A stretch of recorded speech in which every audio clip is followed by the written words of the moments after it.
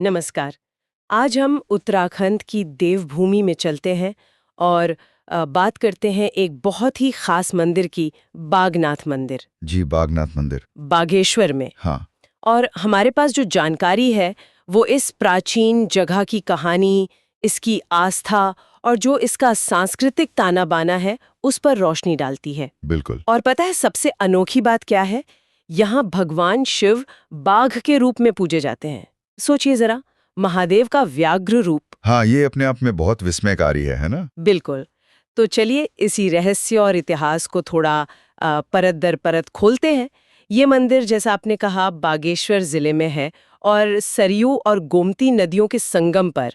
तो हमारी कोशिश यही रहेगी कि समझें कि ये जगह इतनी महत्वपूर्ण क्यों है। हाँ, तो देखिए, इसकी कहानी जो है ना, वो ऋषि मार्कंडेय से जुड़ी है। पुराणों में जिक्र आता है उनकी तपस्या का। अच्छा, ऋषि मार्कंडेय। जी, कहा जाता है कि उन्होंने यहाँ शिव जी को प्रसन्न करने के लिए बहुत कठोर तप किया था, बहुत घोर तपस्या। कठोर तप। हाँ, उनकी तपस्या तो प्रसिद्ध है। और फिर शिव जी प्रकट हुए, पर बाघ के रूप में ही क्यों? मतलब इसका कोई खास मतलब है? हाँ, ये सवाल तो आता है मन में। देखिए, शास्त्रों में शिव के तो कई रूप हैं और उनका ये बाघ रूप, या जिसे व्याघ्रेश्वर रूप भी कहते हैं, वो शक्ति का प्रतीक है, निर्भयता का और कहीं ना कहीं प्रकृति पर नियंत्रण का भी। अच्छा, शक्ति और निर्भयता। हाँ, कुछ स्थानीय मान्यताएं तो इसे उस इलाके की प्रकृति से भी जोड़ती हैं, पर जो मुख्य कथा है वो यही है कि मार्कंडे की भक्ति से प्रसन्न होकर शिव ने इसी रूप में दर्शन दिए और इसी वजह से, इसी प्रकटीकरण के कारण इस जगह का नाम बागनाथ पड़ा। बागनाथ यानी बाघ रूपी स्वामी। बिल्कुल, बाघ के नाथ। अच्छा, तो ये नाम सीधे उस दिव्य दर्शन से जुड़ा है। और फिर क्या इसी मंदिर के नाम से पूरे शहर का नाम बागेश्वर पड़ा? जी हाँ, बिल्कुल। स्थान का नामकरण ही ईश्वर के उस खास अनुभव से हुआ और वो फिर उस जगह की पहचान बन गया। और अगर हम इतिहास की बात करें, तो जो जानकारी मिलती है उसके हिसाब से मंदिर का जो अभी का ढांचा है वो शायद 11वीं-12वीं शताब्दी में बना था। 11वीं-12वीं शताब्दी? हाँ, कत्यूरी राजवंश के शासकों ने बनवाया था। कत्यूरी राजा? हाँ। अरे वाह! यानी ये मंदिर उस जमाने का गवाह है जब कुमाऊं में कत्यूरी राजवंश का शासन था। हाँ। ये तो उसे और भी ऐतिहासिक बना देता है। हाँ, बिल्कुल। कत्यूरी शासक जो थे, उन्होंने इस पूरे क्षेत्र में कई मंदिर बनवाए। वो शैव मत को मानते थे, तो बागनाथ मंदिर का बनना या शायद उसका जीर्णोद्धार होना उनके समय की एक बहुत महत्वपूर्ण धार्मिक और आप कह सकते हैं स्थापत्य की गतिविधि रही होगी। हाँ, समझ रही हूँ। ये सिर्फ एक पूजा की जगह नहीं, बल्कि उस युग की कला, उनकी आस्था, सबका प्रतीक है। सही बात है। और ये आस्था तो आज भी उतनी ही जीवंत है, खासकर उत्तरायणी मेले के समय, है ना? मैंने सुना है वो मेला बहुत बड़ा होता है। ओह, निश्चित रूप से।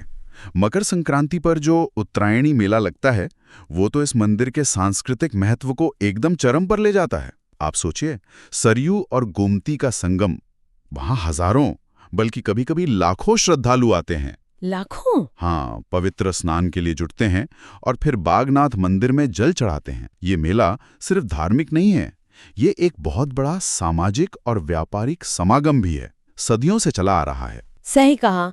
ये दिखाता है कि कैसे एक प्राचीन आस्था आज भी पूरे समुदाय को एक साथ लाती है। बिल्कुल। तो एक तरफ ऋषि मार्कंडेय की वो एकदम व्यक्तिगत गहरी तपस्या, और दूसरी तरफ उत्तरायणी मेले में हजारों लाखों लोगों की सामूहिक आस्था, और दोनों का केंद्र यही बागनाथ मंदिर है। हाँ, बिल्कुल सही। शायद इसीलिए यहाँ के लोग कहते हैं, या जो लोक मान्यता है, कि जहाँ सच्ची तपस्या होती है वहाँ स्वयं महादेव प्रकट होते हैं। क्या खूब कहा। बिल्कुल, ये स्थान की जो ऊर्जा है ना, उसको सही में दर्शाता है। तो हमने आज जो बात की उससे ये साफ है कि बागनाथ मंदिर सिर्फ एक एक इमारत नहीं है। नहीं, बिल्कुल नहीं। ये शिव के उस अनोखे व्याघ्र रूप की कहानी है, ऋषि मार्कंडेय के अटूट तप का फल है, दो पवित्र नदियों का मिलन स्थल है, कत्यूरी राजाओं की निशानी है और उत्तरायणी मेले के रूप में एक जीती जागती सांस्कृतिक परंपरा का केंद्र भी है। हाँ,